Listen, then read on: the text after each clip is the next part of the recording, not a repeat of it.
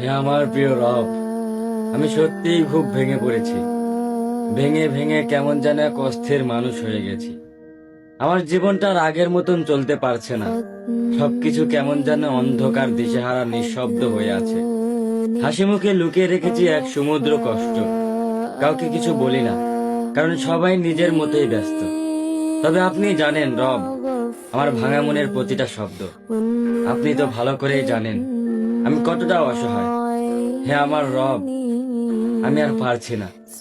এই ভাঙা মন, ক্লান্ত চোখ, সবকিছুর ভারে যেন বুক চেপে ধরে আছি। আপনার দয়া ছাড়া আমার আর কোনো কিছুই নেই। আমাকে ধৈর্য ধরার তৌফিক দিন। এই কষ্টগুলো সহ্য করার শক্তি দিন। আপনার ফয়সালায় রাজি থাকার হিম্মত দিন। হে আল্লাহ, আমাকে আর কখনোই একা কইরেন না। আপনি ছাড়া কেউই বোঝে না আমার এই নীরব কান্না।